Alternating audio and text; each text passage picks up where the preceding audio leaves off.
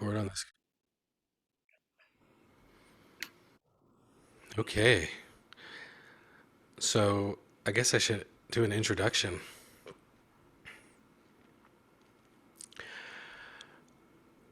How do I do this? This is only my second time. Okay. Welcome to the Oasis chat number 2 from the transpocalyptic. What is it? Transapocalyptic Oasis? I don't even know my That own. sounds about right. Okay. Oasis chat number 2, Transapocalyptic Oasis. I am Marshall Eon, and I'm here with Ryan Naked? Yeah, I like it. Ryan Naked it is. What is it? Usually Nakade, but for the Oasis chat, we'll go with Naked. Right, yeah. I knew I was intentionally getting it wrong, but I just thought that was a pretty funny way to It's pronounce it. better than Nakade. Naked, yeah. I'll take Naked over Oh. Nakade any day. Well, when I thought about it, I was like, it's probably Nakade, but it looks like naked. So Yeah, we'll go with I'll Naked. just say that because it's funny or something. So is that Japanese? Yeah. Are you from Japan? My dad is from Japan. I am originally from Hawaii. Hawaii. That's right. Okay. Aloha. Well, as you can see, I'm in the dojo right now.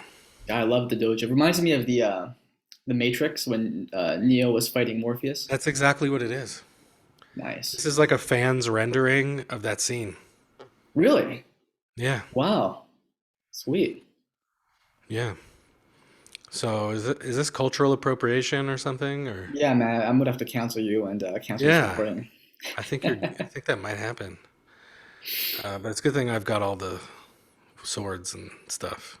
That's right. So, um, let's see. Why are we here? What are we going to talk about? I know you were interested in having the lived experience or subjectively interpreted experience discussion.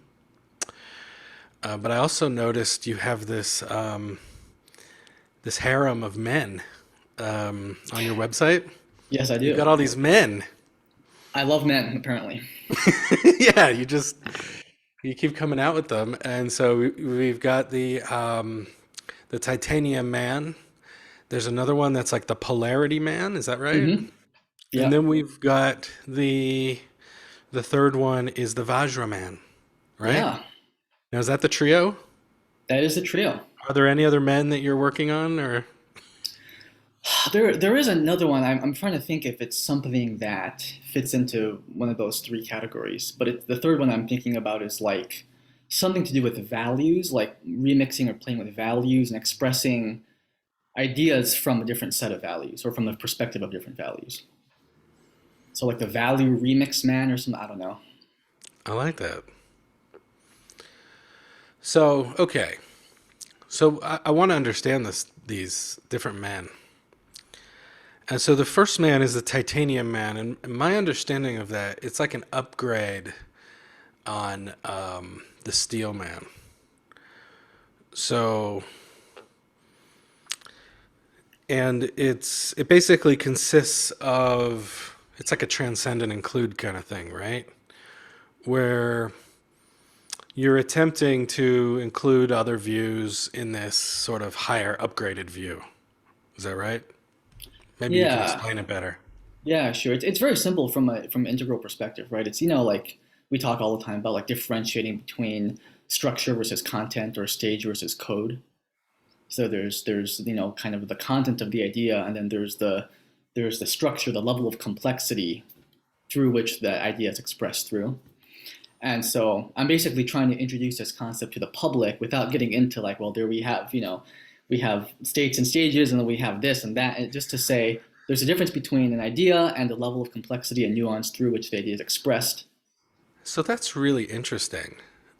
So an idea, the same idea can be expressed through different structures. Right. And I guess the example you give is like feminism. Yeah, those two examples in the article, like feminism and like a general like conservative immigration argument, were from Hanzi's um, listing society book. He gives in the book. So I just like copy and pasted them. The Listening Society. Yeah, are you familiar with Yeah, someone once explained it to me, but I wasn't listening. Oh, it's just part of his like No, I'm it's part of just that like a was a meta joke. mind. I'm Oh, sorry. okay. But Oh, wasn't listening. Got it, got it. Yeah, I was listening to the joke. Yeah, I need to reread the book. so yeah, so that's actually feminism is a great example because there are obviously many forms of it. Many forms. And what is the basic idea though that's being expressed in feminism that what women are equal or they're not property or something? What is the basic idea of feminism? I mean, I guess it would depend on who you ask, right? I mean, the thing that to me that's interesting about feminism is there's so many different ways you could go at it, right? Like there was the whole like anti-porn feminist movement, Yeah, right? it's And really then there interesting, and people that's at identify odds as with the like like pro porn feminist movement. exactly. There's like people who identify as like pro-life feminists, right? There's like libertarian feminism, there's ecofeminism, there's conventional like green social justice feminism, right? And then there's TERF. Trans exclusive radical feminism, yeah. Yeah, there you go. So it's a whole hodgepodge of And they're because they're mad that like trans women haven't had to have the full female experience, right. right? They haven't had to grow up like they got to be men for a while and enjoy all the benefits and privileges and they didn't get all the oppression from being women, so they're like mad. They're like that's not fair. You get to bypass all that oppression and then call yourself a woman. So, but is there? I mean, we were just saying there's a basic idea, and it gets filtered through various stages of the structure, various structures. Right. So, what is that basic idea? It's something about equality of women, right? I really don't like. I've like never read any feminist books or. I'm a race guy. That's kind of my thing. But Okay, so you're feminism, you're a I'm race pretty. fetishist, not I'm a a. race fetishist, integral race fetishist though. That's a very I important gotcha. distinction. So okay, so then let's look at another. Let's titanium man something else. Sure. What what's a good thing we can titanium man that relates to race? Well, I'll give you an example. Something I was thinking about was intersectionality. Yeah. So there's a book I really like called Racial Identity Development: Integrating Emerging Frameworks.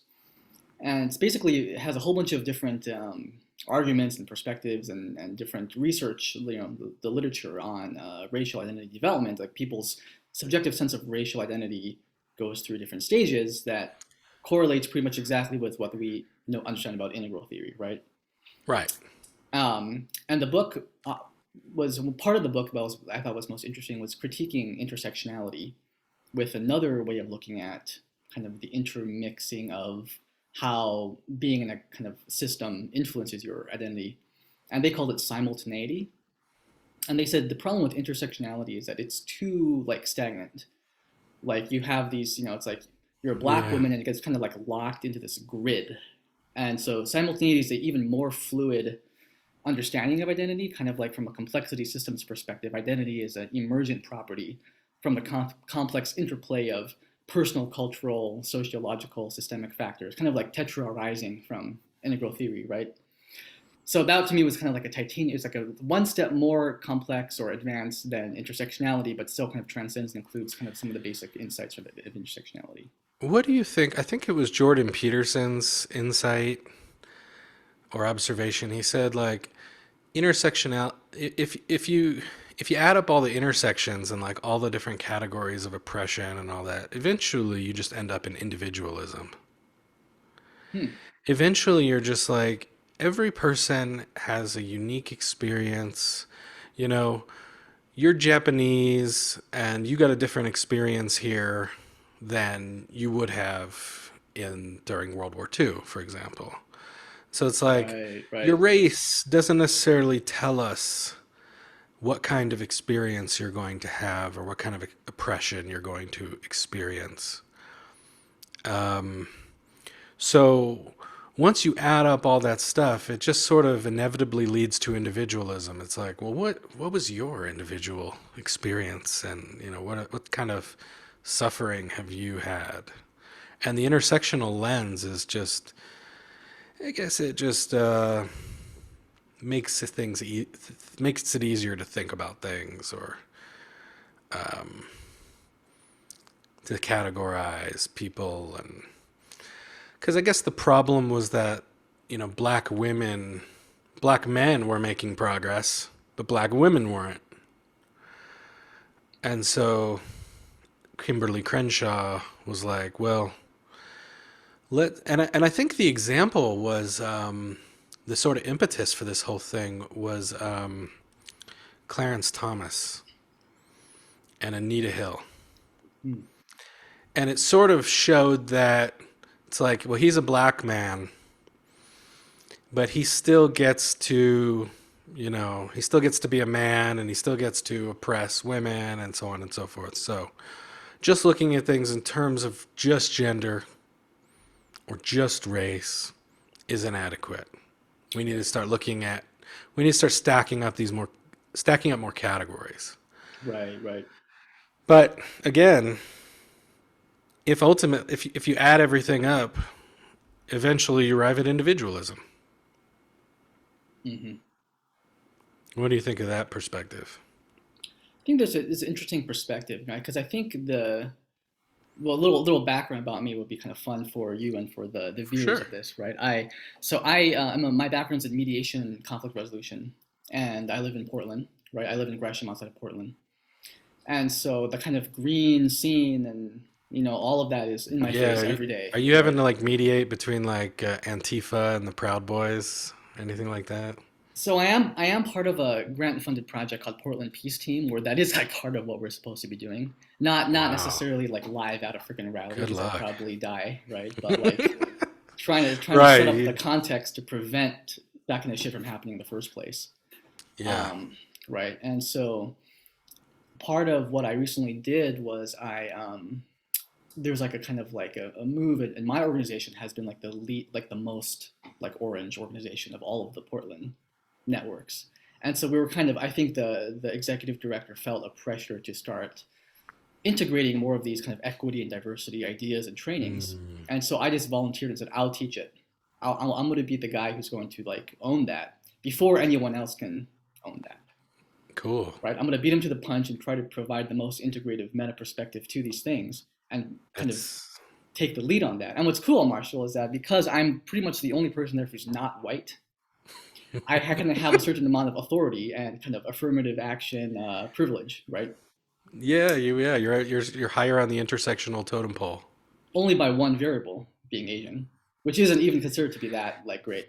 Well, you're a But model minority, and you're a sellout to white supremacy. I there hate you to say, go. So hire me. and you're almost Um, passable. Like Especially since I'm not getting tanned every day in Hawaii like I used to be. right. Um, but anyway, I was like, well, I'll just own this and teach this. And my mediation center is an interesting mix of people who are like super woke, like super left and like in that whole scene, and also people who are like really conservative. Like there's one lady, my friend Diane, she's like a super conservative, Christian lady. And I taught the workshop. It was 5 hours, and everyone said they loved it. So I was really happy. Like I felt like I had basically won at life.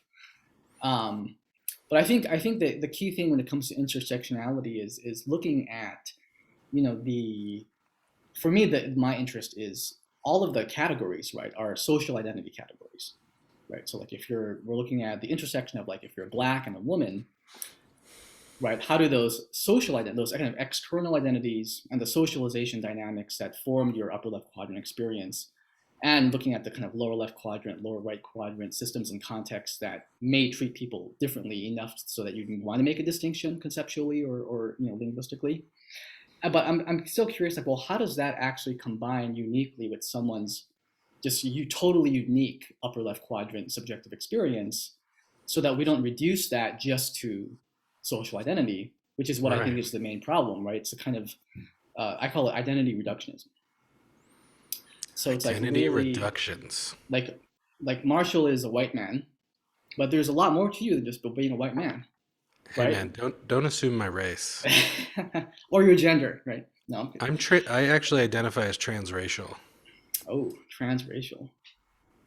But that's it. But the transracial thing is interesting because that still means that like the idea of it, right, is that well, someone subjectively, like inside, I can think of myself as something completely differently than my social identity or how I've been socialized in society, Yeah, right? it's true.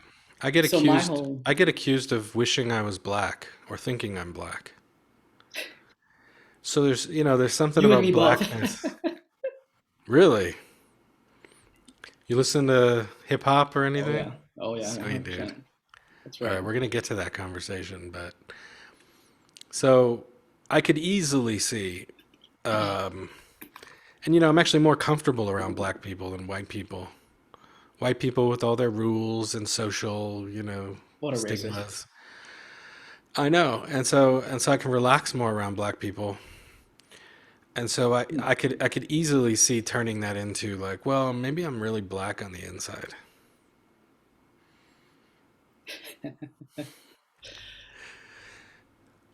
You know, So anyway, yeah, the funny go thing ahead. about that though is I have thought about that. That I think in certain like Portland is a very white, like predominantly white city. You know, one of the most the highest percentage of white people. I think that actually makes it worse in terms of the kind of SJW dynamic. It becomes more tense, and it's just like because there are less like minority groups or people of color, there's like more pressure. Like, oh, are we not being like I don't think like if you go to like Atlanta or Detroit, like primarily black towns, it's because it's like Detroit's like 80% black. You're not gonna make a big deal about it, right? That's just like the way it is in town.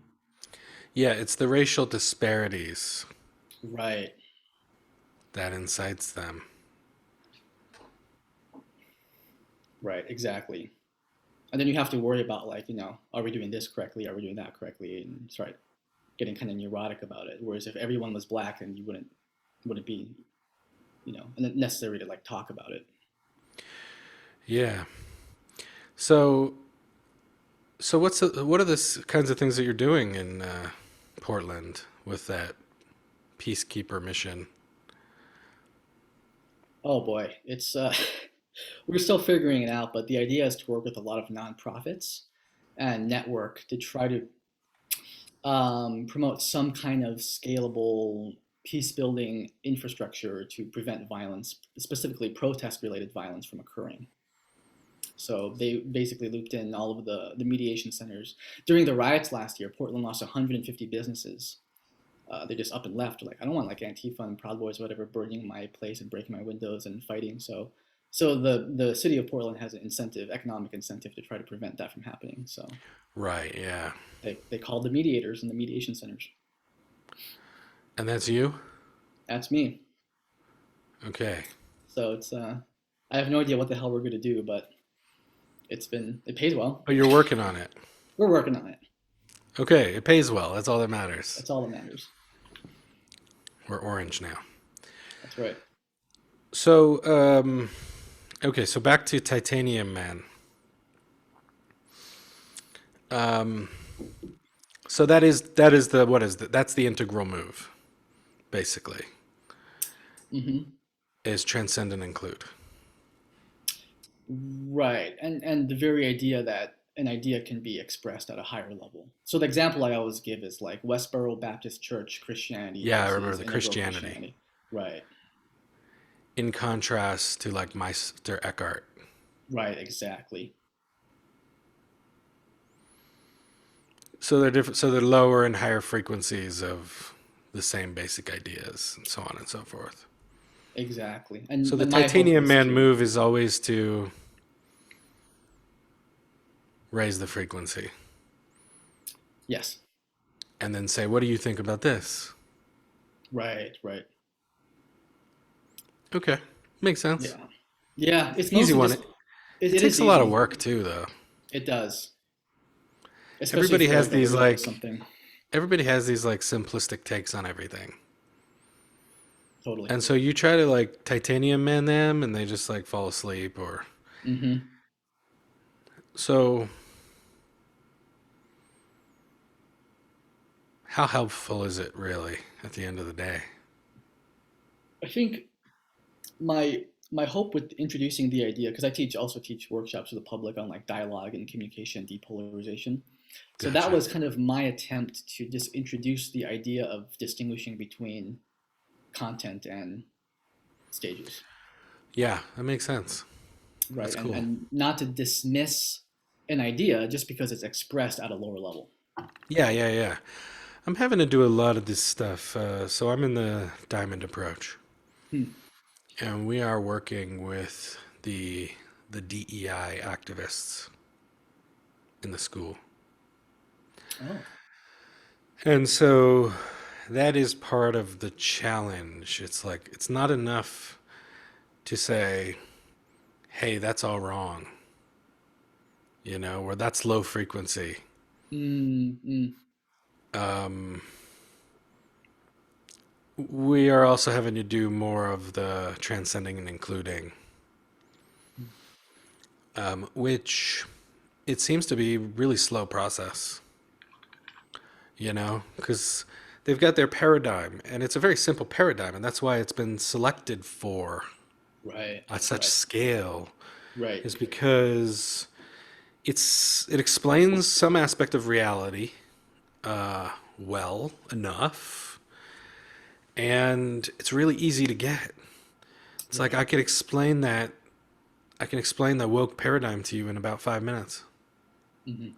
you know, and you can get it, and it's got all those amber features Right. of like the good guys, the bad guys, Hmm. and all the rules and so on and so forth. It's just a very simplistic, simple frame. And that's kind of what these movements need to be Right, in right. order to reach critical mass, in order to Yeah, become big enough to make an impact. right. And so Totally. it just seems like it just seems like reality from now on, and it's probably been this way for I don't know, thousands of years or something. But it's just like we're just going to be dealing with one amber movement after another after another, Totally, and it's just like totally. here we are again. Yep. So And the content may change of that, right? But the kind of quality of expression it has is very amber-ish. yes, the content changes. Right, The content changes and the structure remains the same. right, It's like we're dealing with the same structure day in and day out, year in, year out. right. So, Totally. It's a but good it point. just seems like the transcend and include move is this very slow process where you gotta like introduce, well, but then there's also this. Here's another idea. And then you gotta let them do sort of the dialectic with that idea, and hopefully they're not getting triggered by it, and calling you a racist or. And it's just this. It seems to be this slow process, Hmm. but it's better than nothing, I guess. Right. Hopefully. Can It's I ask bit, you? Can I ask yeah, you about the so these the DEI activists? So are they're in your like community? yeah. Wow, wow, wow, wow. So what are they? I don't know a lot about the diamond approach, but what are they like wanting? Like, what are they trying to? What kind of agenda are they trying to push in the It community? seems like I don't want to get in trouble here, but Yeah. it seems like they're really sensitive to the racial disparities in the school. Mm, It's like okay. black people are they're whatever 12 or 13% of the population. Why aren't they 12 13% of the school? They're probably less than 1%. Right. And so, what explains that? And how do we fix it? And their view is well, it's obvious that it's the system of white supremacy Mm-hmm. that is the reason there's not enough people of color here. Okay, so they see that racial disparity, they want to correct it, Mm-hmm. And the best way that they seem to know how is by disseminating more of their views and values to, to other people. Mm-hmm. Mm-hmm. And this is just, and they're doing it through the structure of the school, which is through inquiries, right? We're doing inquiry. They're optional inquiries at this point. Mm-hmm. Doing inquiry into various biases that we might have, and but also, I guess our experiences of oppression or some such. Mm-hmm. I mean, I participated in the inquiries and I found them valuable because inquiries are valuable. It's like you can inquire into anything, Right. and there's a good chance you're going to discover something. And that includes whiteness and all that stuff. Mm-hmm. But they seem to be, it's like their choices of topics for inquiries and stuff. It seems to be sort of entrenched. They seem to be sort of stuck in a groove that critical social justice, critical theory, post-structuralist, green or pseudo green or whatever Mm-hmm. groove, is stuck in that worldview, and so there's like lots of friction as Mm. as people like us get in there Mm. and start to want a more inclusion, a more diverse diversity. Mm-hmm. So, they're sensitive to the racial disparities, and they jump to the conclusion that, well, it's this oppressive system. There must be something oppressive about this system. How do we fix that? Well, we've got to awaken people, right? Critical consciousness. Mm. We've got to awaken people to oppressive systems. Right. That seems to be the move. Gotcha. And all that really means is, I mean, there's something good and true. I mean, Wilbur integrated Marx, and, Mm-hmm. there's something good and true and beautiful about sensitivity to oppressive systems. But it is highly reductionist and, it's oversimplified. Right. Right. So, so that's the challenge, is saying like, yeah, you're right, Mm-hmm. and you're gonna have to learn a lot more. You're Mm-hmm. gonna have to expand. And we're actually getting a little. It seems like we're getting some pushback. Like we're too intellectual, too highbrow. Mm. You know. Right. Right. So Mm. the integral paradigm, it's fucking hard for people, Oh, and 100%. they don't want to fucking do all that work. It's like, give me something simple, Right. and their paradigm is simple. It's like wherever we find a racial disparity in a system, that's white supremacy or systemic racism. And we need to do the work, whatever that is, do the work of reducing the effects of that oppressive power. Mm-hmm. So that's what's going on. Familiar story. And we just sort of came out of this period of really intense engagement on Facebook, actually, with some of the most devout, which I believe surfaced the tribalism that's Mm. present. Mm. And so that's important and necessary in a school where ego defensiveness is not to be um, encouraged. Let's put it that way. Mm.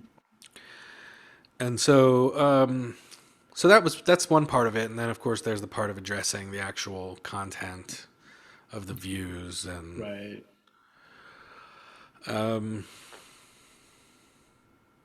so yeah, we're entering this really interesting stage of just trying to be understood, Hmm.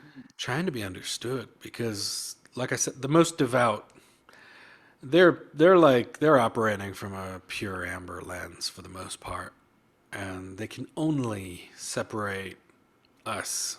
They can only separate people into for and against. Mm, And so I that's could, rough. and so I do my best to build bridges Mm, and speak to their concerns.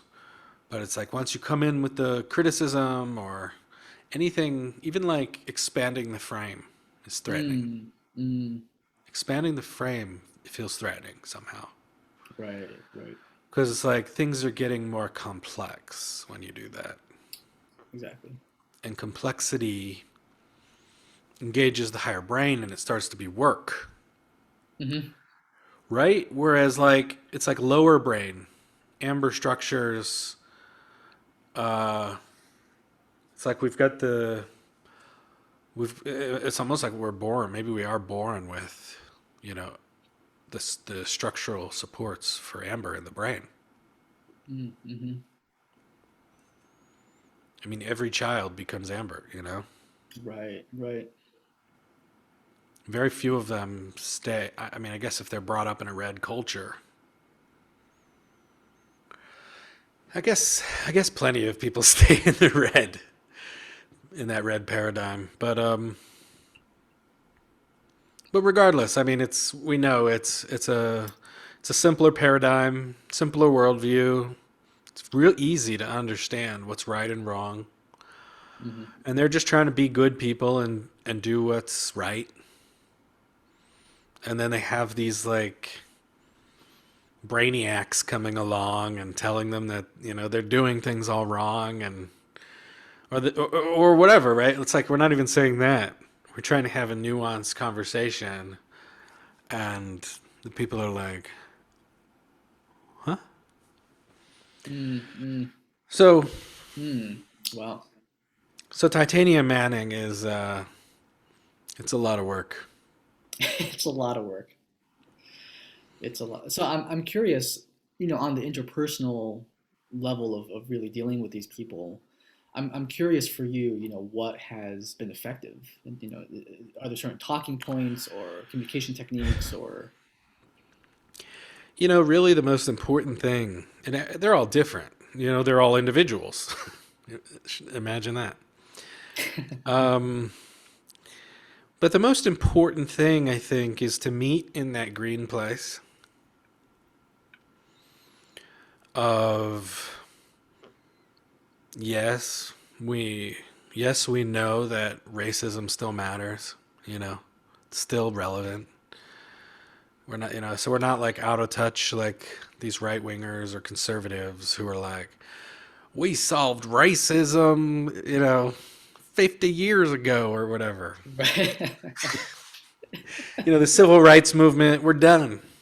right, right. And there might be, it's like you kind of say there's a little truth to that critical race theory critique of the civil rights movement as white people, white Mm, liberals, liberalism, basically just doing like the bare minimum that we can do to get, black people to shut up and leave us alone kind of thing, right, right. just to act like we did something and feel good about ourselves and then go back to our life of privilege. Hmm. Hmm. So there is a lot of like hardcore denial on the right. So, but again, the most important thing is to meet in that place, that green place of we're sensitive to the suffering of marginalized people. Right, right. We recognize that. Hmm. Um, and then you're on the same side, Right. at least for about 5 seconds, Right, right. Until you see the next thing. until you're like, and so So the and part, I'm curious, like, what would be the other? You said people, react when you expand the frame. Yeah. right? So, what are the other dimensions that you would want them to understand that they're kind of pushing back against or they're reacting to? Um,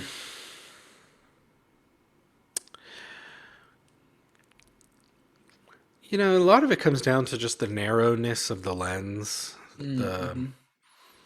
all the exclusions, all the excluded truths.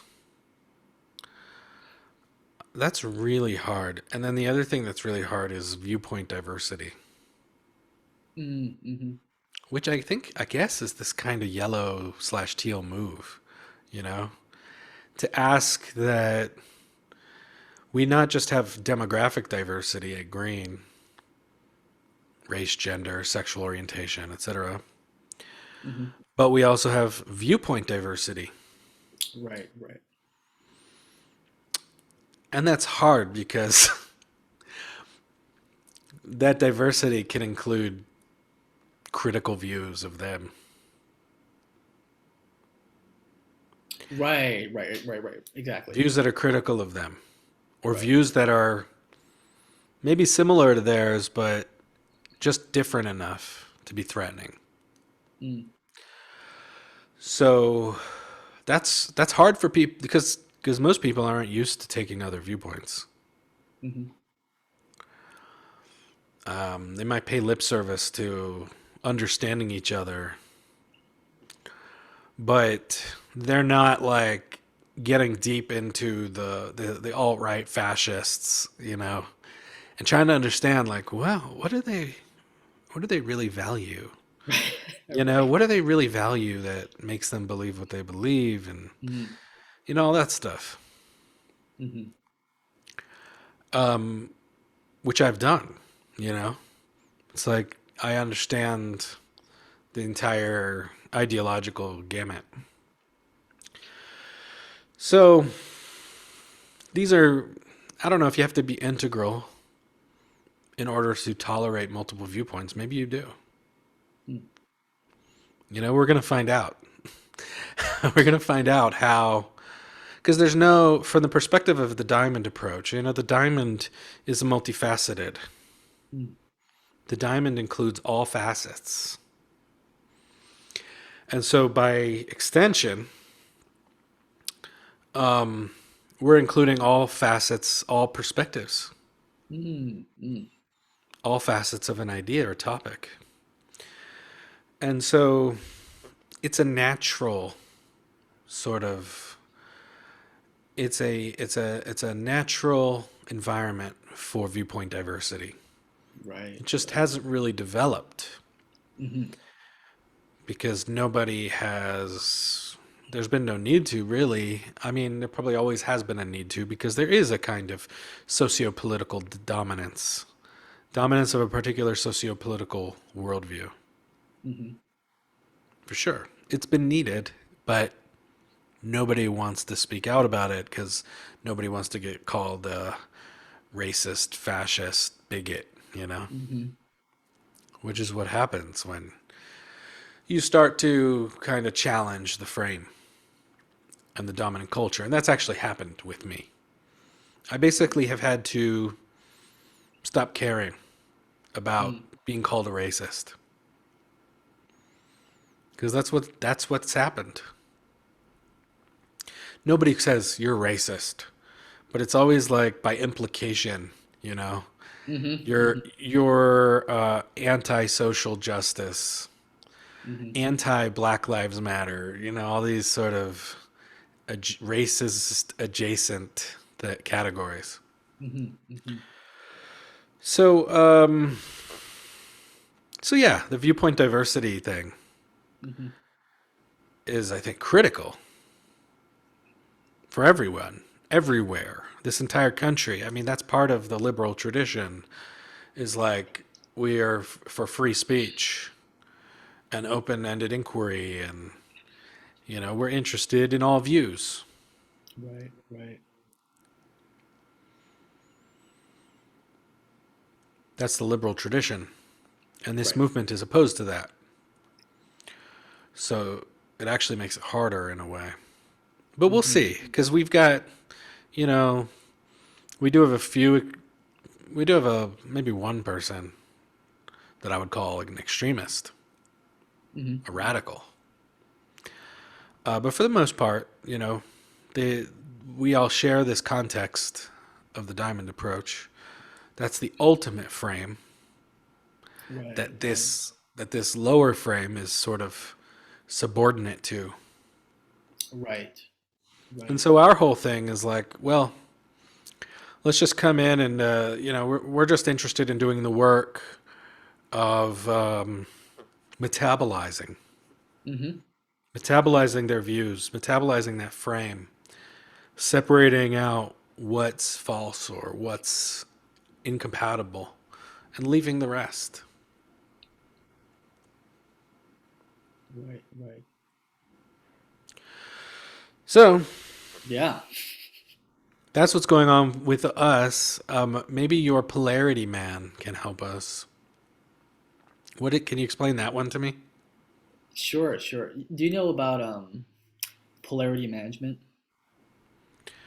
Not necessarily. Okay. It was developed by this guy named Barry Johnson, and basically the idea is that there are certain polarities, right, that are like neutral polarities, yin yang and all of the could be anything, right? Unity versus diversity. It could be left versus right. It could be whatever. And the idea is that these polarities are just a part, kind of an intrinsic aspect of the cosmos. So you can't really like get rid of them, or there's always going to be some kind of polar tension, right? Some kind of Yeah. values polarity dynamic going on, and each polarity has a good side and a bad side, right? So like if you look at diversity, there are beautiful things about diversity, and there are shadows of diversity, and same thing with unity or similarity, right? Left, there's great things, there's bad things. Right, there's great things, there's bad. So the idea is you try to flesh out the entire polarity space using four quadrants, right? Because you have the two polarities and the good parts and the bad parts.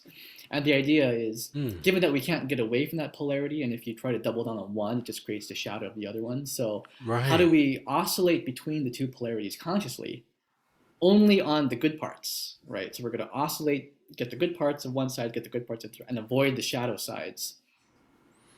So that's basically the idea of the polarity man. Then is any argument is basically one side of a polarity that's usually critiquing the bad side of the opposite polarity. Yeah, that's really interesting, isn't it? So it's a whole The good mapping side technique. of one polarity is always focused on the bad side of the other polarity. You got it. Right. So the polarity management, that's just become conscious of that whole polarity space, right? All the polarities and all And the that's good parts because and of the bad parts. splitting, psychological splitting, where I see myself as all good, I see you as all bad. Right, right. So that's cool. Polarity management. Mm-hmm. So what's an example of that? If we're talking about, let's say, race, Mm, mm, white supremacy. mm. That's interesting. Wait. Yeah, Well, you better think about this, man. It's your I job. think it You're is getting it is paid my big job. bucks to think about this. The thing that's most interesting to me, we can think about how this is a polarity, is because this is a huge part of CRT, but obviously, as a mediation center, we're dealing with this right now, which is part of the whole CRT critique, which I think definitely has some truth to it, but can definitely get out of control, right? Is this idea is a critique of modern liberal neutralism, right? Like the idea that institutions could be neutral and have act out a kind of equality under the law and treat everyone the same when they're in fact contaminated with a kind of pervasive implicit bias, i.e., white supremacy, or are structurally arranged in such a way as to have a de facto oppressive influence on one group over another one. And so, part of it being a mediator or a facilitator is we're supposed to be neutral, right? We're not supposed to like give an opinion. We're just going to help the parties arrive at the resolution themselves. But the critique of neutralism is, well, if you are neutral when there's a power imbalance, you just support the side that has more power, right? So part of the trainings that I give, that I try to really thread the needle with, is to give scenarios for people to think about in the mediation where the power dynamics are really ambiguous, right? So you could have Mm. so one example I came up with is, let's say there's an Iraqi family who just immigrated to Portland. They're new to the neighborhood, and there's a mediation where there's 5 members of the Iraqi community and 2 white people. And the white people say, like, go back to where you came from or something. So in the neighborhood context, it's like, well, the white people are part of the majority, and they said something that was racist or whatever. But then the Iraqi, in the actual mediation, it's a 5 versus a 2. The minority group has more people in that particular context. Yeah. So I'm trying to kind of complexify how people think about power relations and power dynamics. Right. Right. But I think the polarity man for the CRT thing is, yes, it would have something to do with like a neutralism versus equity or something. Right. Or equality versus equity or something like that. Where it's like we have a universal law that treats everyone the same versus more of like, let's see what this particular person or group needs and then give them the specific resources for that thing. And that becomes a kind of an interesting dance. Mm-hmm. You familiar with the Enneagram? Mm-hmm. I'm a 5. Ah, okay. So, the inner triangle is, I'm actually wearing it around my neck. Ooh. It represents the law of 3. And down here, you basically have the polarity. Mm-hmm. Like these 2 points, 3 and 6, represent the polarity. And these are resolved with the 9, the peacemaker. Interesting. So the nine represents sort of the reconciliation of these 2 sort of opposite points or polarities. So I just wanted to say that. And so polarity management is up here. And it's sort of built into consciousness, It's part of that sort of map of consciousness. Right. So, okay, we got the Polarity Man, and then what's a Vajra Man? Because, in the Diamond approach, we have a Vajra Body teaching. And it's weird. It's some really weird shit, man. It opens up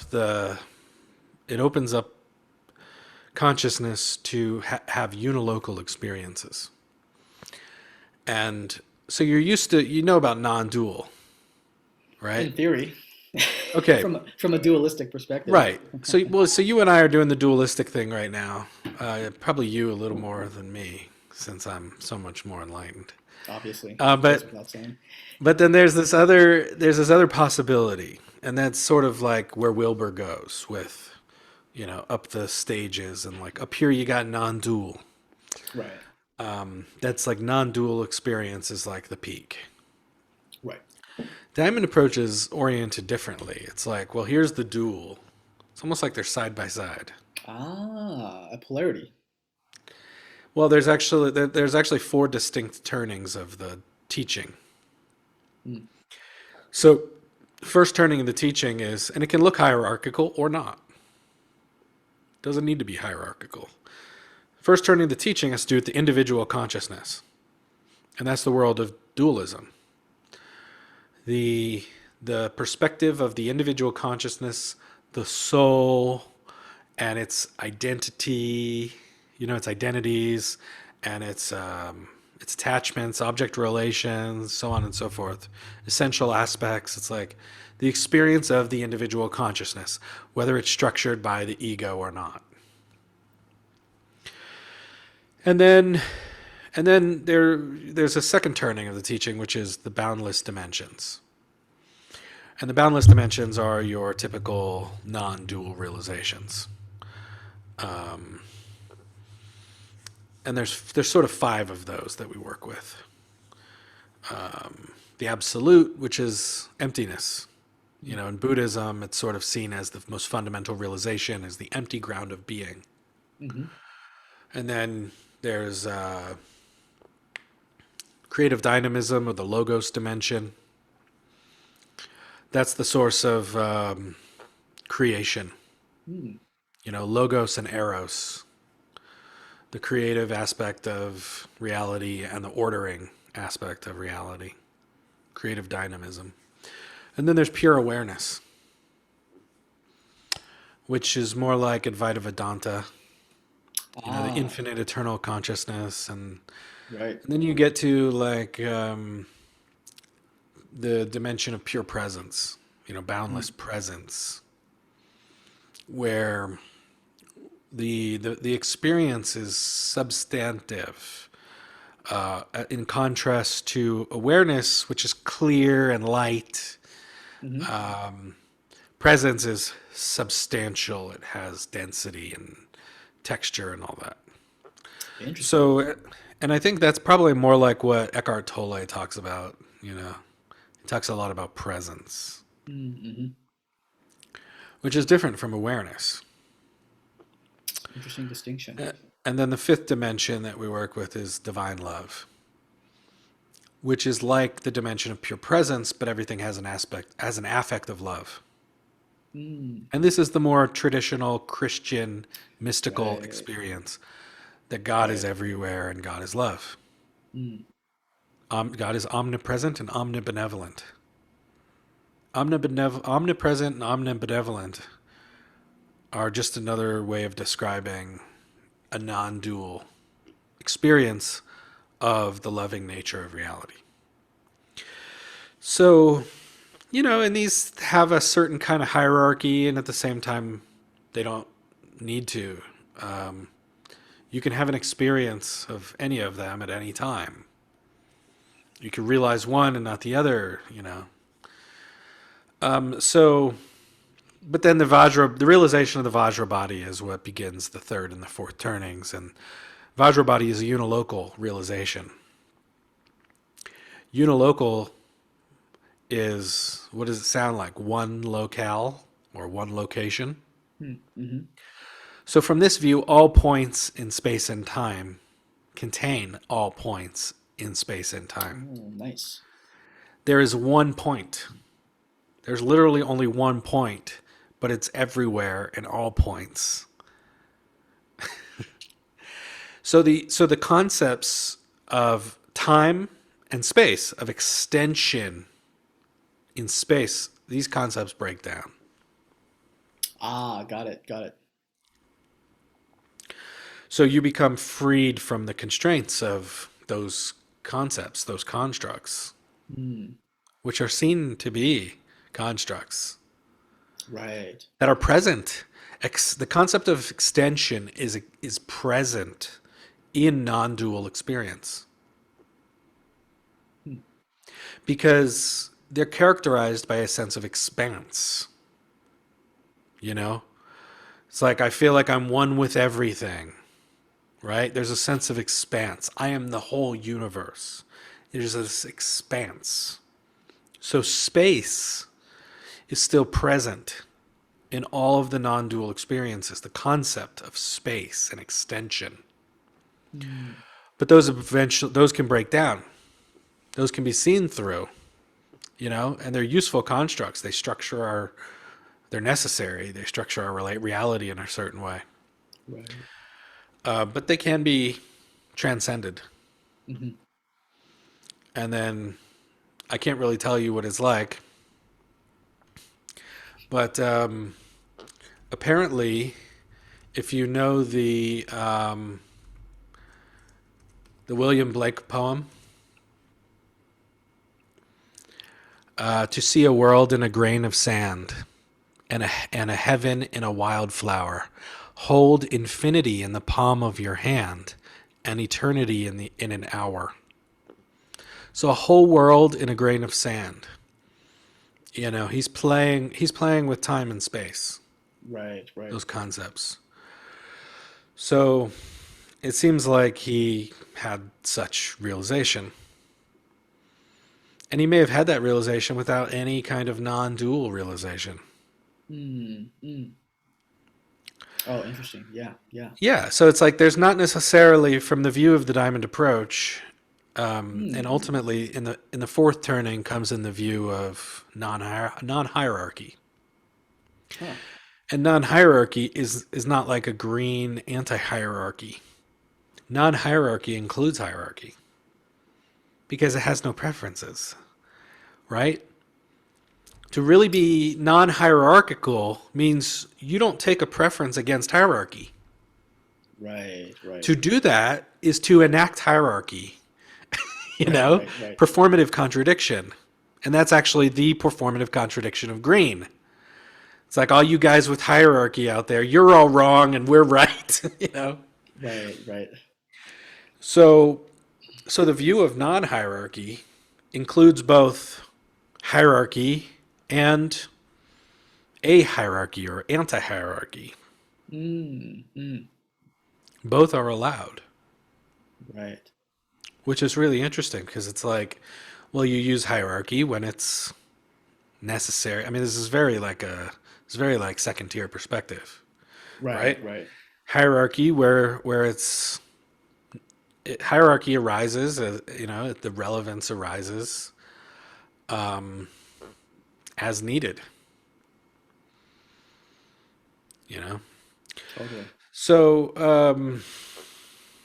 so anyway, that's all one long way of saying that we have this concept of the Vajra body. It's like a vehicle to experience the unilocal realization.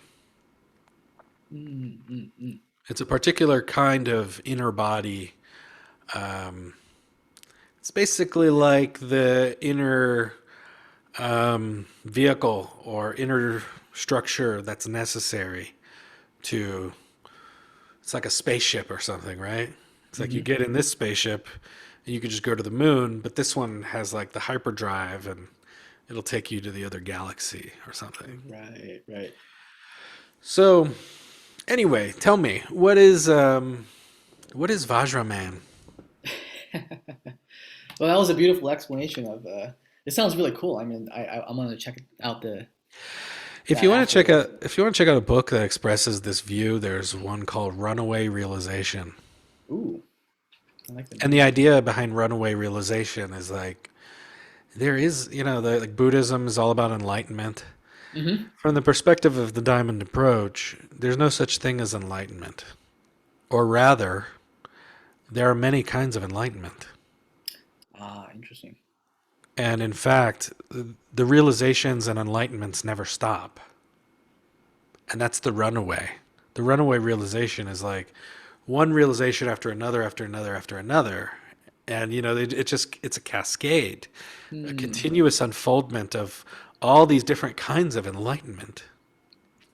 Where versus, you know, some of the hierarchical views are like, well, here's the ultimate realization. Here's what you need to get to, you know, Right, and then right, you're done. right, right. But every tradition is different. Every tradition argues, well, they've been arguing for thousands of years, literally. You know, the Buddhists and the Vedantists, they've been arguing. Even within Buddhism, there have been like these rancorous debates for thousands of years, which is the ultimate realization. In our view, simple. There is none. You know, Mm, it's just they're all possibilities.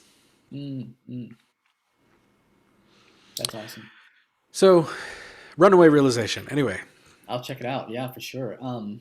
Yeah, Vajra Man is after you said that, I feel like bad that I call it the Vajra Man. It's like so not like anything to do with like nah, don't like worry the about it, man. actual like like Vajra, spirituality or whatever, like Tibetan Buddhism or anything. But it's basically like kind of like the idea of the Titanium Man, right? Is seeing the same idea in a new way, or kind of making a new use for an old idea.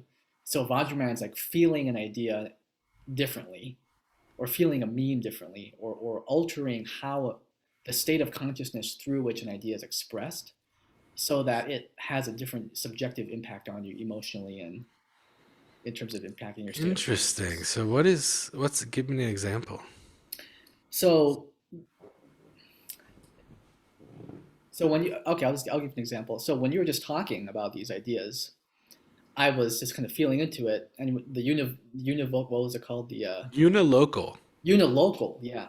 Like when you were describing that, it was almost like a transmission. Like I could intuitively kind of start feeling what you're talking about, right? And you contrasted that with kind of Wilbur's system, and I was feeling into it. It's like osmosis, Now, if I just read all everything you said from a script, I would have said the exact same words that you had just said, but I probably wouldn't have transmitted the actual essence or spirit of those ideas because I don't know what the hell any of those things are. Like I haven't studied in this approach. I don't understand the philosophy. I haven't had any spiritual experiences that are like that. So it would just be empty words. It would be like the computer, like reading something, when I hit the buttons and it just reads something in a mechanical way. So the Vajra Man is like, how do we take ideas that might have a certain emotional impact on us Interesting, and like an then emotional expressing valence. emotional valence and changing that, right? So it's the same idea, but it lands differently with you. Interesting. It has me thinking about the opposite. How do we communicate the emotional valence that people are looking for, but with different ideas and content? Ooh, yeah. That's huge. Because I think That's a really interesting one. the emotional, like green, right? Green is not like a state of consciousness, but culturally, right? What we label as things that we label as green, it does have a certain like. I don't know how you feel green stuff, but I bet that we probably feel something similarly internally when we make that label because we're labeling the same things and there's a kind of like sensitivity vibe or feeling quality, right? Yeah, sensitivity, compassion, maybe love. I mean, sort of conventional heart qualities. Mm-hmm. Mm-hmm. Maybe with a particular soft spot for like marginalized people or people who are at the margins or at lower rung of the. Yeah, it would be just people that are suffering. Yeah. And, they use these various lenses to make it quick and easy to understand who's suffering. Right, right, exactly, kind of making those groups salient. And I think that the Vajra Man thing is, or your reverse Vajra Man thing, right, is like I started noticing that I would express ideas that might have made sense rationally or logically, but they had no emotional impact on people. Even if they'd say like, "Oh, I understand what you're saying intellectually," but it's not going to motivate anyone to change their behavior because they're not moved emotionally by them. Yeah, why is that? I think it's the affect from my own consciousness or lack of affect behind the words, Right, right? which is the five-ish thing, okay? So if Hmm. you're a typical five, you're going to be up in your head Mm-hmm. and just kind of speaking your ideas. But a more advanced five is going to be more in the body. Hmm. They're going to have more like embodied resonance. Mm-hmm. So, yeah, I guess I wonder what the difference is for you when you're able to make a difference versus not make a difference and not make an emotional impact. I think part of it depends on your audience, right, and who you're talking to. Yeah. So if I could say something that I would have a kind of emotional valence that would some people would really resonate with, and other people would be really allergic to. Yeah. Yeah. And so where I'm going with this right now is I'm thinking about the whole notion of considering your audience. It almost like takes you out of the immediacy of the moment. You're sort of calculating. You're as opposed to something like just being a pure instrument of truth, a Mm, pure channel for truth, and you speak your truth, and it has whatever impact it has. right. Because sometimes triggering people is the right thing. Absolutely. That's a big part of equity diversity philosophy, Is it?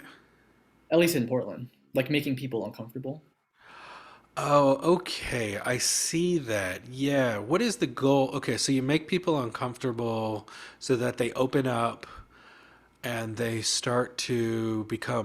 become open to what? New views or something like that or I think. Their privilege. Hmm. I think there's a couple rationales, right? Are you familiar with Okun's white supremacy characteristics? Have you seen that list? I've seen a number of those kinds of lists. Okay. So, One of the characteristics that he lists are that's supposedly like a white supremacist value is like aversion to disagreement, conflict averse. okay, yeah, we are conflict averse. We want to keep things civil. Very Japanese value, right? That's how I Oh, was. That's how I was raised. Like ultra polite. Do not challenge people. Do not offend people. Just kind of don't bring up interesting. this. Don't bring up the edgy stuff, right? It's very Don't nine-ish. don't rock the boat. Yeah, yeah, Yeah, definitely. as a culture, like everyone, they recognize that the nine provides the most stability. The Oh, nine interesting. represents, in the Enneagram process, it represents homeostasis. Hmm. As long as we stay at homeostasis, nothing threatening is going to happen. But we Mm-hmm. stagnate. That's the nine. Stagnate. That's the nine-ish sloth. Right, right. Sort of reluctance to change, reluctance to move forward, Mm. reluctance to leave the comfortable homeostasis. Yep. So I think that's So yeah, part of the. that nine-ish principle, it both creates for stable, comfortable societies, experiences, groups, systems, Mm. and it prevents something new from coming in. Ah, interesting. Kind of like Vishnu or something. So I think part of that, the kind of making people uncomfortable philosophy is like disrupting the comfort, right? Like disrupting your kind of entrenched position Yes. and trying to inspire some kind of critical reflection or Yeah. critical awakening. Right. It's pretty interesting. Yeah. Yeah, I guess. I think if done well, it can be really powerful, like anything. Yeah, it's not being done well, is it? It's I sort of think it's like easy to it's weaponize. forcing, yeah. Yeah. It's I think like deal with it, white male. you have to be really skilled, right, to really know how to disrupt someone and make them uncomfortable in a way that catalyzes more growth and opening and not making people shut down and react. I've triggered a lot of people in my life. Have you? Just in the last like month or two, I've triggered a lot of people. Mm. And I'm not skillful about it.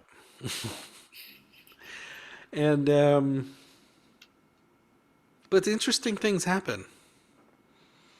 You know, Sometimes someone will get triggered and I'll go away for a year and come back and they've shifted. Mm. And it's like, am I triggering them? Like, did that help? Did that support them in some way? I just had to, in dealing with the activists, I had to accept that I had to get over the fact that I'm triggering people. Mm-hmm. Mm-hmm. Because it doesn't matter what I say or how I try to like dress it up in like green Ah. language, and Ah. um, people are going to get triggered. Mm-hmm. Mm-hmm. And I just had to accept that and deal with it. In your community, is there a kind of cultural norm around people, other sangha members, triggering each other? Like, is that kind of understood to be part of the spiritual path in any way? Some kind of shadow work or something, or I wouldn't say. I guess there's a recognition that reactivity it's going to happen, right? and so we have a process that we do regularly called clearing, Hmm. where like the first time we did it, we were given an assignment to clear with 50 people in our group, Oh wow.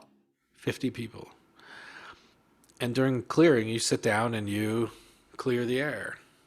Mm, mm. You're clearing all of the reactivity, all the obstructions, the projections, the object relations, all the judgments, all that stuff.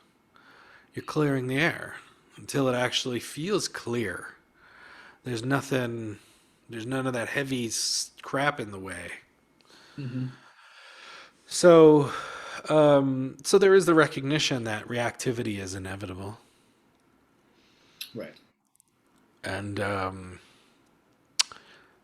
you're supposed to practice awareness and presence and curiosity, inquiry, that kind of thing. So there's a pretty decent container for handling that.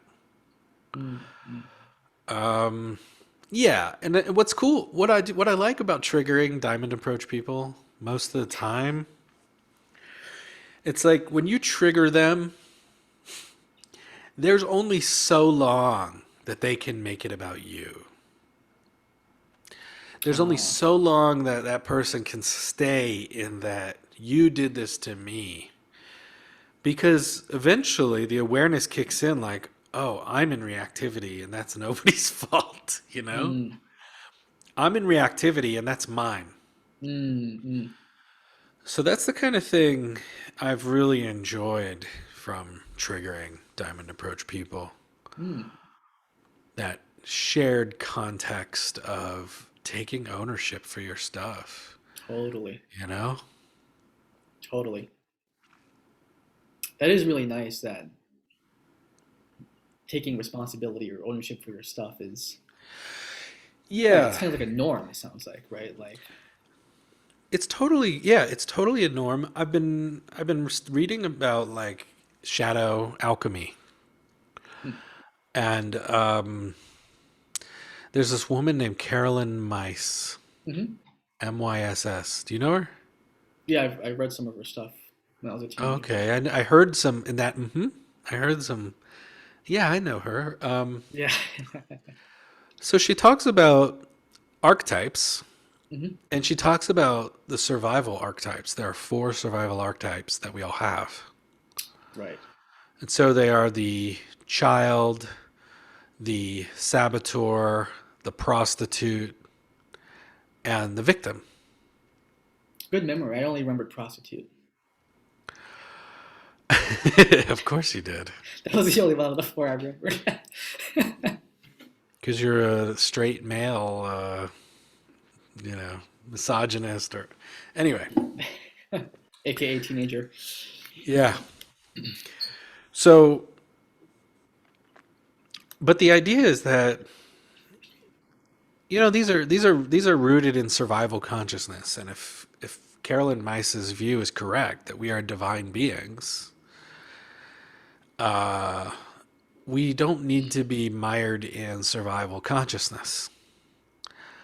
Maybe these serve a function for sure.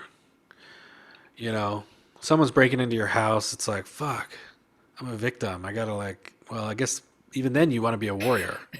Right, They right, they must serve some function, otherwise we wouldn't have them. right. But we're too preoccupied with them, and the whole woke movement is really about reinforcing the victim archetype in a particular community. Social identity groups. It's like those crystallizing that identity, the victim identity. So, but in this process of shadow alchemy, when you recognize the victim playing in yourself, when you ever feel that you are a victim of anything external, that anything external is like doing something to you, and it affects who you are and what you are, and you alchemize it. And you shift into the higher frequency of the victim, which is the warrior. Hmm. And there are different ways to do that. One of the basic one is kind of a gestalt. It's like truth rant. Like, you have no power over me. They have no power over me. You kind of put the archetype in its place. You separate yourself from it. You take back your power. Because the survival archetypes are also disempowerment archetypes. Mm, When mm. you're in those identities, when you're in the victim identity, your power is cut off. And I mean your strength, your will, all of that. You are without it, and that person is oppressing you. That person's got the power, sort of Right. projecting it onto them. They've got the power I don't, and they're oppressing me. And this whole little thing is like that's central to the whole like critical theory project. Um, Seeing someone out there is it's this the power binary, Mm-hmm. that power binary of oppressor and oppressed. In the diamond approach, we actually have it's called a rejecting object relation. It's the same thing. Rejecting object relation sees the self as small and weak but good. Small, weak, soft but good. And then the rejecting object is big and powerful and bad and evil and mean, you know? Right. So you can find that object relation, and that's the source of the psychological splitting that we were talking about earlier. Mm-hmm. So in the shadow alchemy, again, you recognize the victim in yourself. Anytime you're in the victim, you immediately alchemize into the empowered archetype. Mm-hmm. You know, the empowered archetypes are the same as the mature masculinity. The four archetypes of mature masculinity, Oh, which right, right, right. are king, warrior, magician, lover. So, anyway, I don't know how I got off on that tangent. We're talking about the victim or something like that, victim identity. Yeah, let's talk about that for a second because one of the things I find when I go into spaces that are like hardcore woke spaces, right? So like my workplace is pretty like more like moderate. There's a lot of like orange values and energy kind of grounding things in my place, but um, I gravitate towards certain conversational points when I'm in super woke environments. And one of the things I've really enjoyed exploring and talking about with people is like if you've people always talking about like racialized trauma, right, or like just traumatic experiences of systemic racism or oppression or something.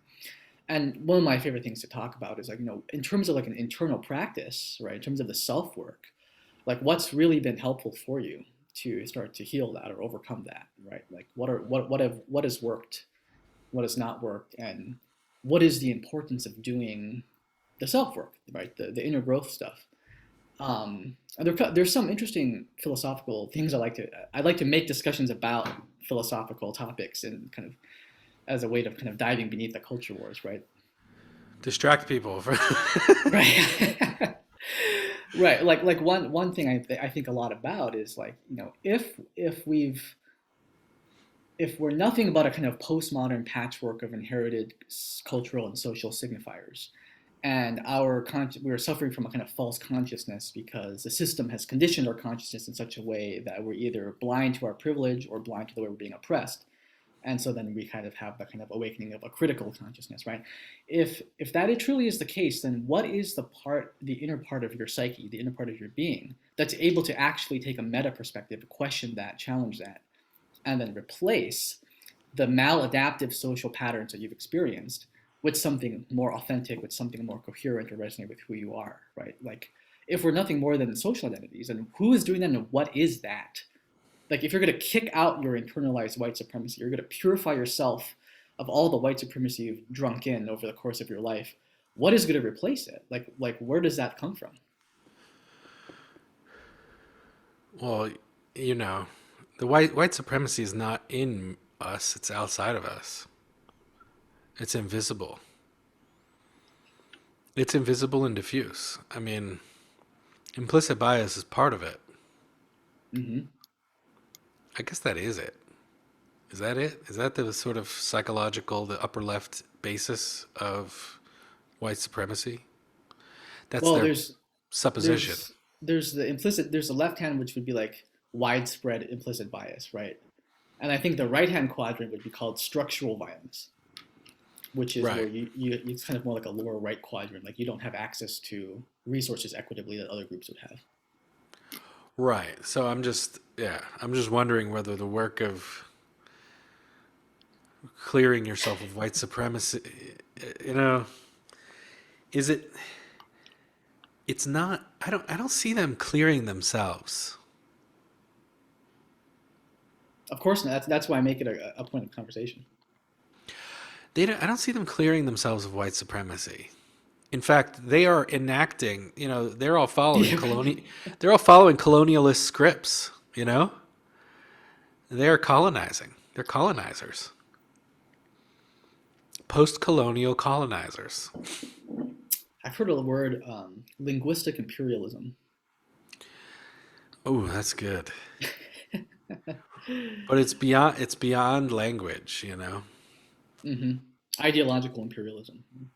They really want to take over the institutions. I don't want to say take over because then it sounds, but they do want, they do want to take over. But it's like that's the perfect example of post-colonialism. They apply that critique to everyone but themselves Hmm. as I they think colonize the institutions, the government, you know. it's a very paradoxical phenomenon, right? I think It's the it's performative definitely contradiction. the amber part of it. I think is really the problematic aspect of. Well, yeah, because they're seeing it in terms of us versus them, and we have the righteous paradigm, so therefore we're the good guys, and we can do no wrong. But it's also that performative contradiction of green. Right. Yeah. I think the thing that I think about though that's interesting is do you remember when there was a large spike in Asian hate crimes with COVID, and a Yeah. lot of the crimes were being committed by black people, like caught on camera and stuff. One of the narratives floating around the kind of woke sphere was, it's internalized white supremacy, right? So if that's what they say, I say, okay, so if it is internalized, which I know, framing it that way is pretty questionable, but let's say it is, right? Then how does one overcome that? Like if you've internal, like what is the actual upper left quadrant work to transcend that? The only move is to replace it with wokeness. That's the only acceptable move. Is to do the work of developing critical consciousness, Right. which means you have to join us. That's the only way. But then that's where my question comes in was, has that helped alleviate the subjective suffering that you've had No, from stuff? it's not supposed to do that. It's supposed to make you join the movement that's dismantling white supremacy.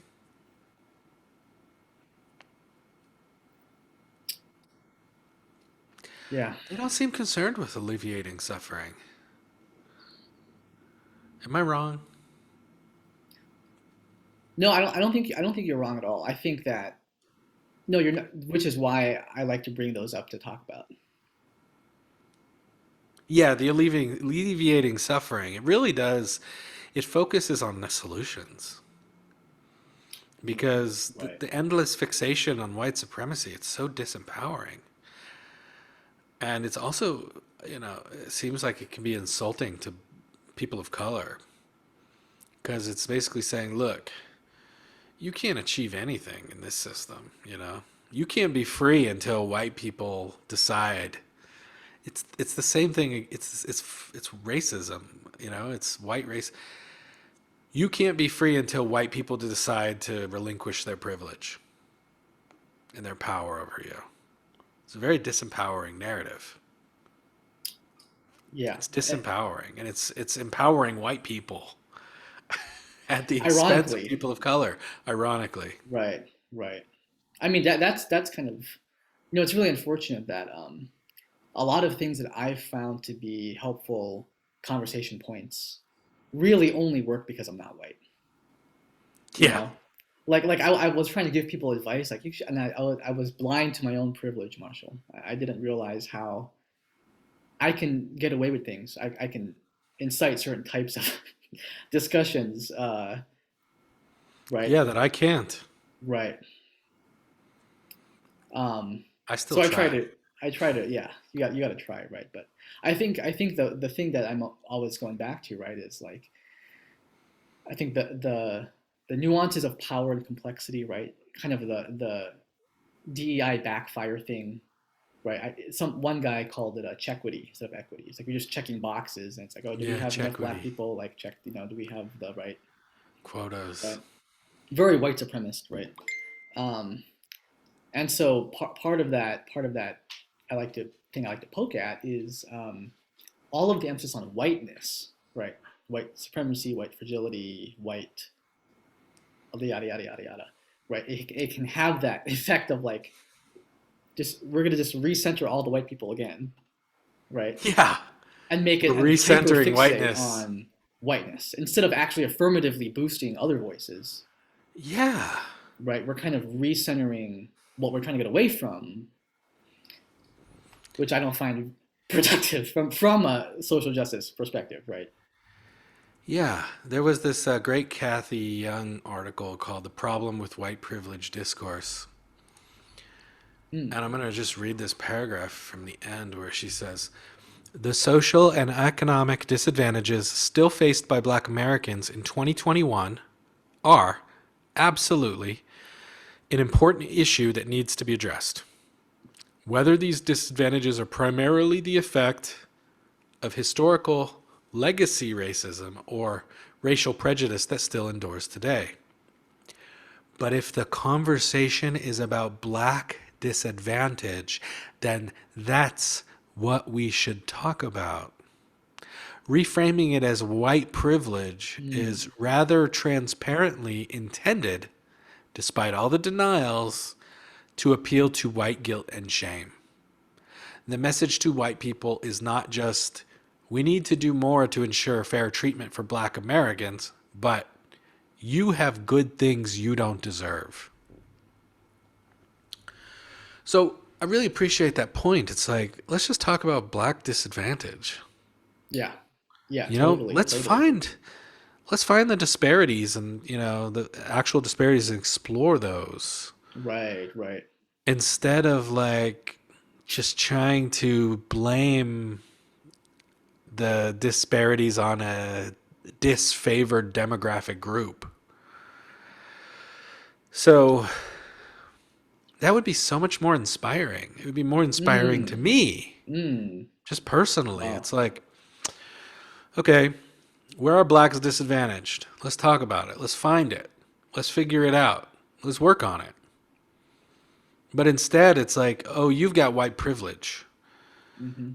What I can't. There's how am I going to solve that? You know? I think also that the whole any type of privilege that anyone has. I think the conversation around privilege, from my perspective, the kind of thing people are trying to get at is some notion of like a blind spot. But you can't really get to the blind spot unless you understand how someone is disadvantaged, right? So because you realize that through contrast, through juxtaposition. So I think that focusing affirmatively on how black people, for example, are disadvantaged, you can implicitly infer that other people might have more of an advantage without making it kind of neurotically over fixating on these are all the privileges you Yeah. have, right? Yeah. Yeah. Just demonizing a whole demographic group. Yeah.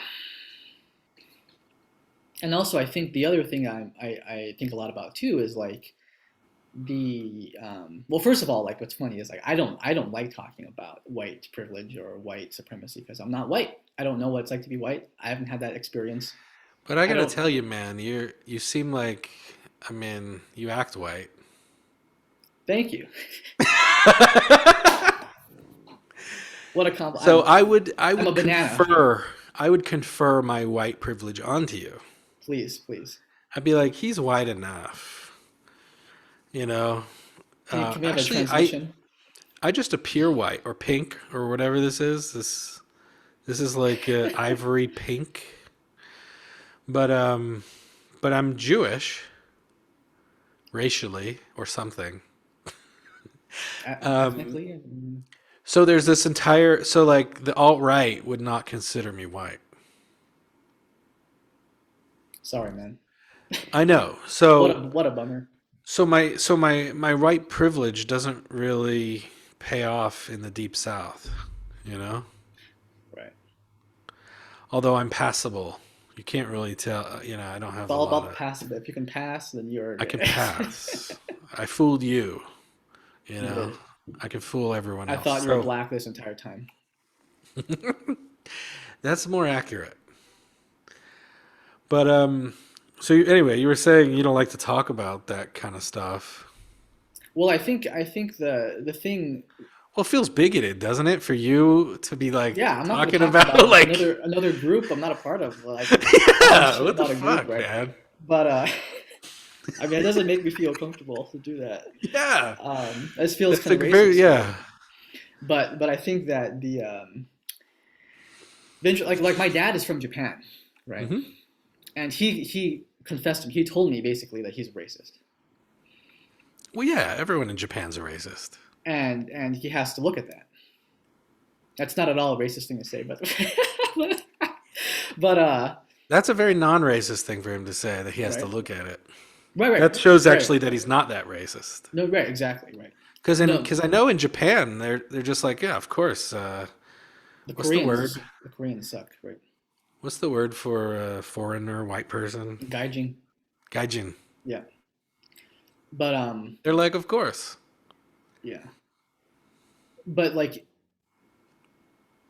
my dad like from equity social justice perspective, like my dad does need to like do the work. Like he admitted like he does values like he actually admitted like black lives like subconsciously do not matter as much as like other lives to him.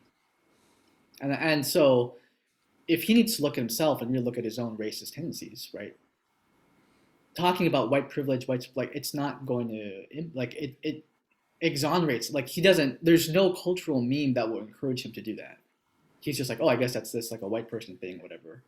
You know what I mean? Like it's not universalized. Yeah. The work isn't universalized, and people in these woke spaces they Yeah. talk about that, but it still becomes the burden needs to be put on white people to do the work, even if people of color have all the same racist internalized judgments and tendencies and thinking patterns. Yeah. The whole the we've deviated from the universalist lens Yeah, in order to what?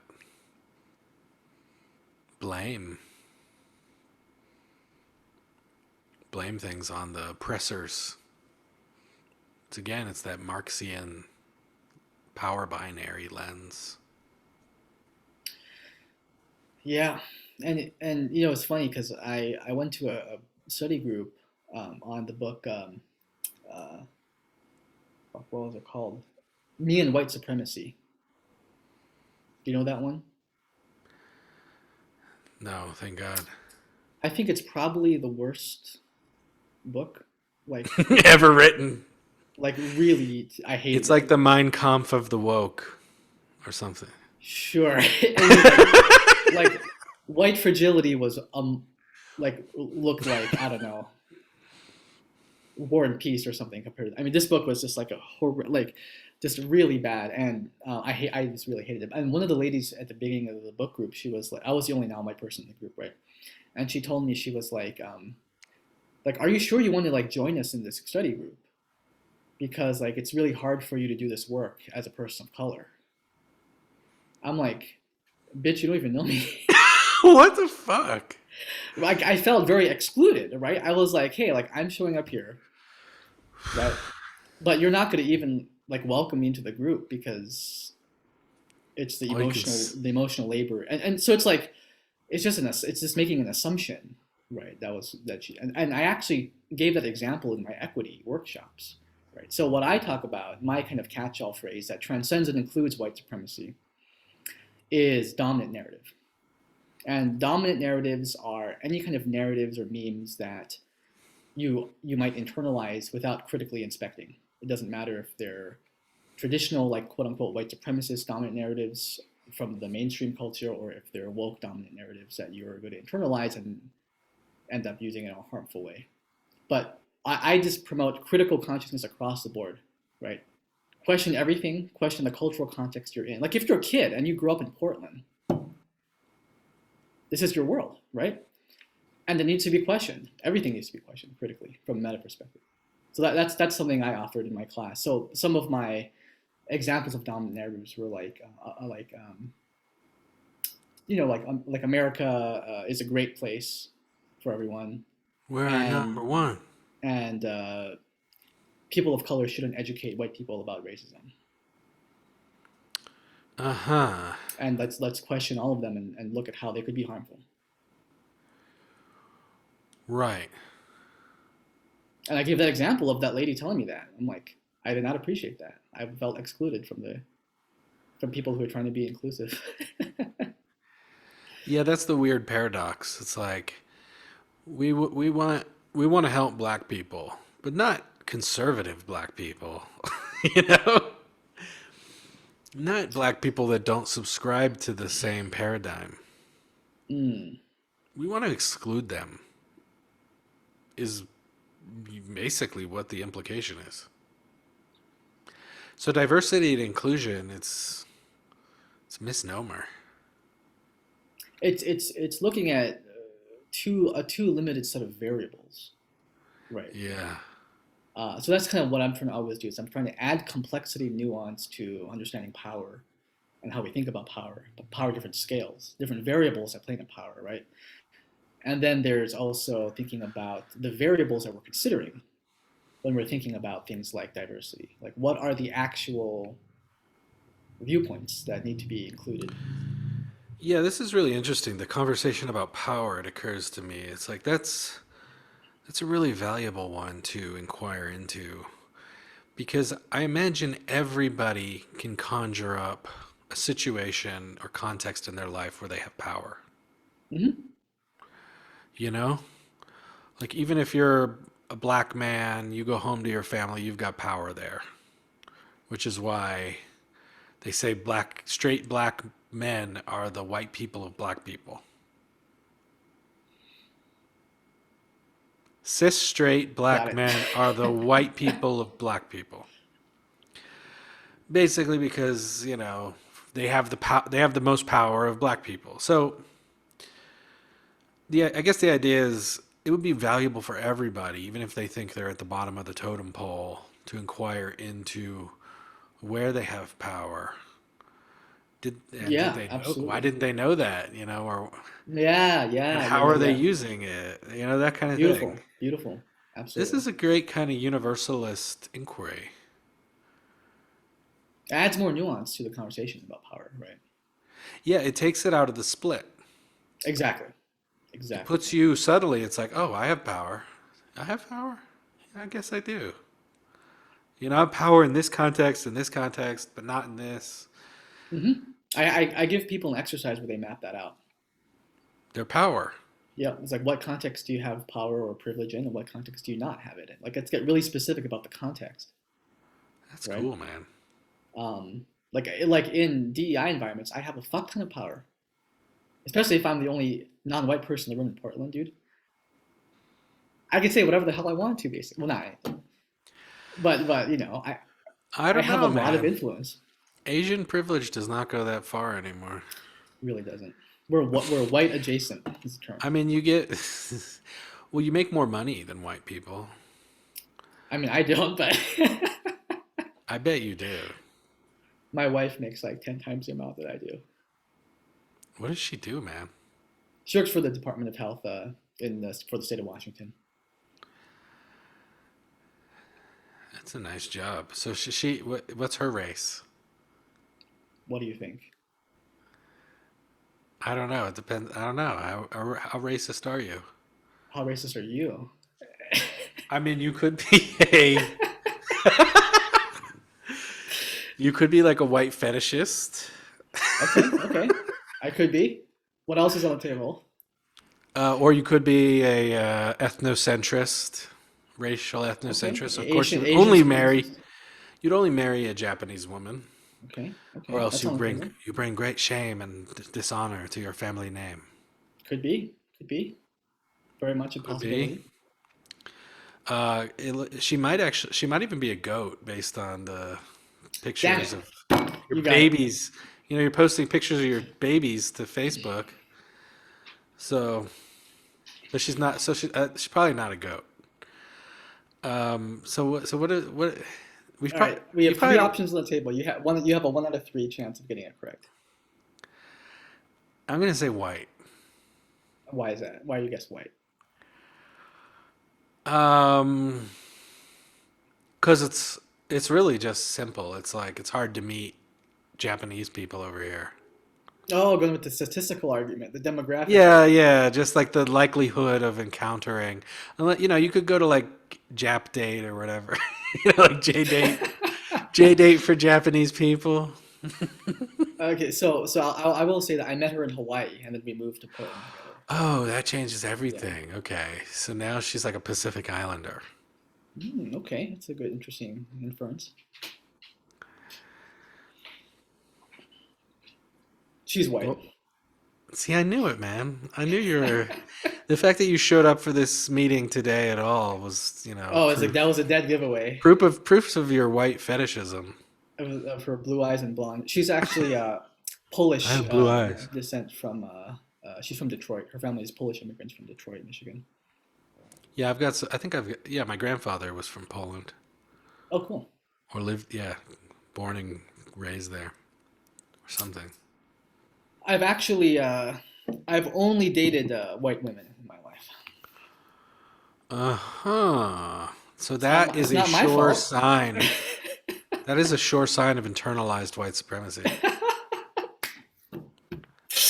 Which means I gotta do the work, man. You need to get a divorce so that you're not oppressing your people, That's right. betraying them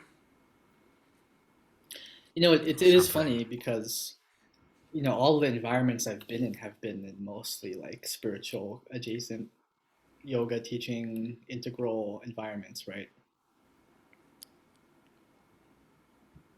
White people. That was my array of Spiritual white options. people. Spiritual white people. That's my niche. Yeah. Gotcha, man. That's why I showed You- up for this podcast today. You're like in the land of the blind, the man with one eye is king. Oh yeah. Okay. Okay. Yeah, so you're like the slanty eye in the land of the round eye. With That only right. that makes you king. That makes me. Well, I'd like. I wish, This is but getting very racist. It's really uncomfortable for me right now. well, being uncomfortable is It's it's part a of way the to work. disrupt white supremacy. It's part of the work, man. Yeah, I'm trying to disrupt your internalized white supremacist.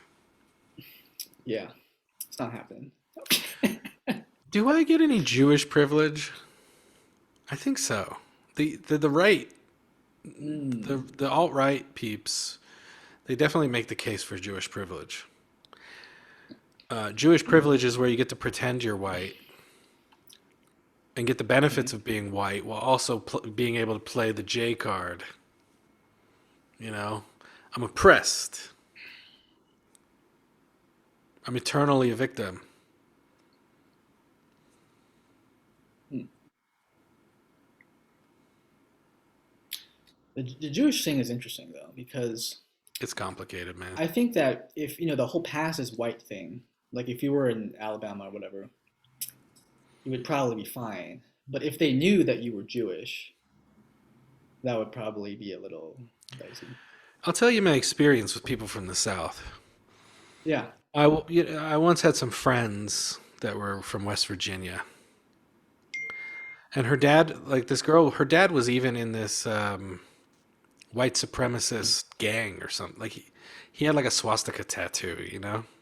Mm, And so this girl, she found out I was Jewish. We were friends, and she freaked out. But then she got over it. You know, she just like accepted it. And that's been my experience with people on the right. mm. It's like they're not individually anti-Semitic. Right. Right. They're like collective or systemically or whatever. They're opposed to collective Jewishness, but not individual Interesting. Jews, Interesting. Right. Right. which is a really fascinating phenomenon. But they Mm, are, they have become the reflection, the shadow mirror reflection of the left. And so now they're talking about like group strategy. That's a big one for like anti-Semitism. It's the Jewish group strategy that is undermining civilization. The word is group strategy. Yeah. I've never heard that before. Yeah, so groups have different ways they survive. Uh-huh. And the Jewish group strategy is Oh, something like because they don't traditionally they didn't have their own homeland for the right, longest time. right. And so they were always basically they were dependent upon host countries, various countries to host them. And the supposed group strategy for Jews is it's something like ethnocentrism for me, multiculturalism for thee. And so so by necessity they have to promote a multiculturalist ethic in their host countries because they want to be Ah, accepted and embraced in a foreign yes. land. Okay. But to keep themselves together and keep themselves, developing and surviving, continuing, they necessarily have to practice ethnocentrism, Mm, doing what's best for the Jews. And so this is seen as a kind of duplicitous, double standard. I got it. Multiculturalism for thee, my host country, ethnocentrism for me, the Jews, us. So we got to stick together, but we have to promote multiculturalist ethic, which, according to the right, undermines national solidarity, national identity. Hmm.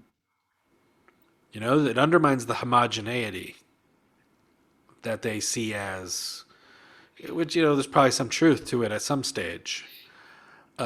They see that as like as a necessity in order to have a strong national identity. Right. It's necessary to survive,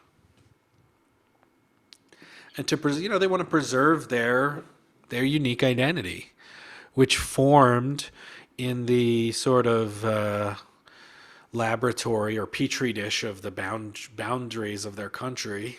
Hmm.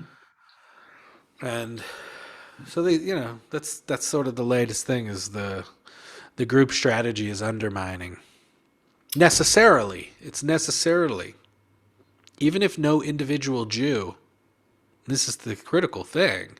No individual Jew has any. They don't necessarily have any antipathy towards their hosts. They don't Hmm. necessarily have this nefarious agenda. Just the nature of the necessity of survival requires that they embody this double standard. Right. And the Right. double standard itself is corrosive to the ethnocentric, the national identity, ethno national identity. Right.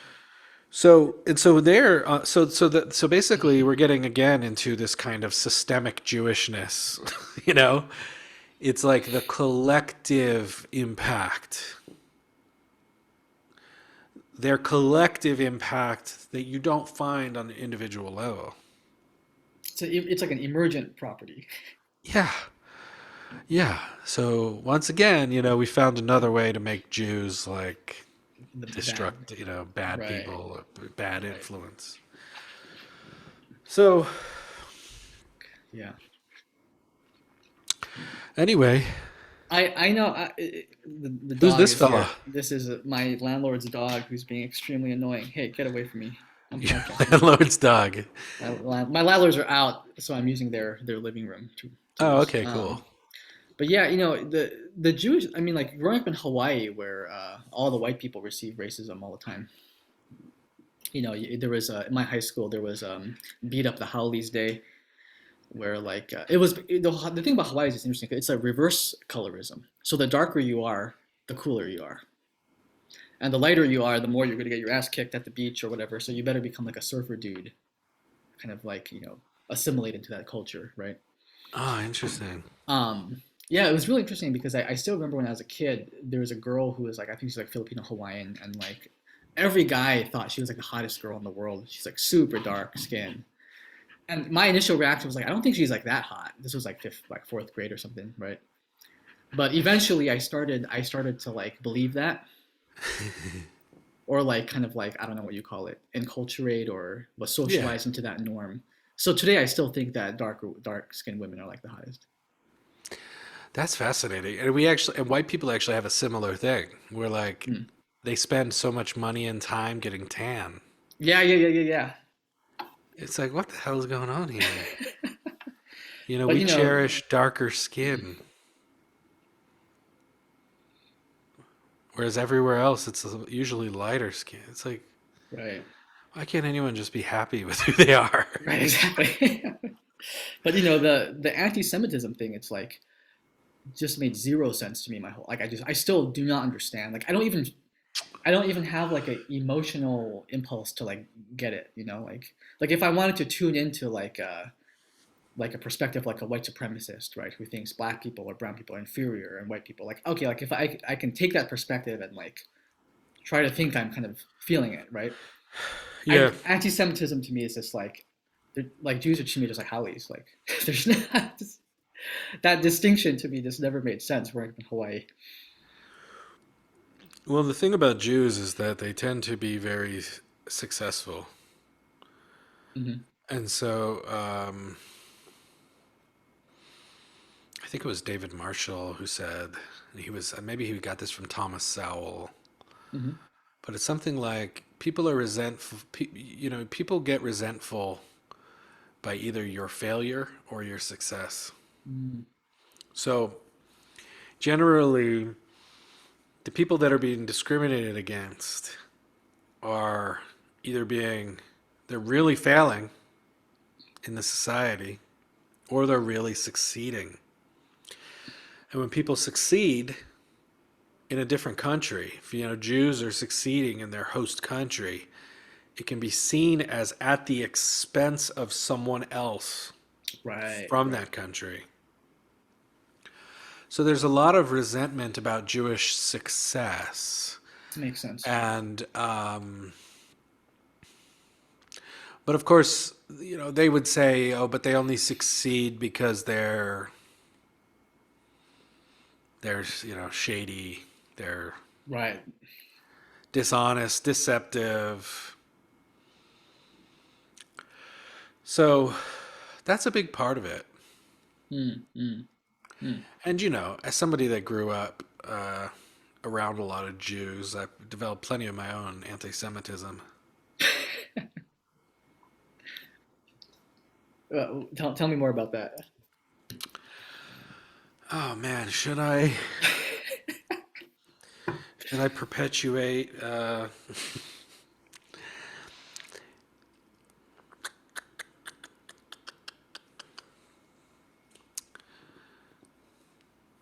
This is not specific to Jews, Hmm. or it's not exclusive to Jews, but there was like a kind of materialism that I noticed that I sort of rejected at a young age. Interest in jewelry, you know? And I kind of, I get it historically. Like jewelry is really interesting. It's like it's expensive and it's Hmm. small. So it's the kind of thing that you can take with you when you have to, it's wealth that you can take with you when you have to flee your country. So there is this kind of like material, like preoccupation with materiality and with jewelry that I experienced from Interesting. family members and stuff like that. Hmm. So I don't know if that can be really generalized to all Jews or something, but it is called jewelry.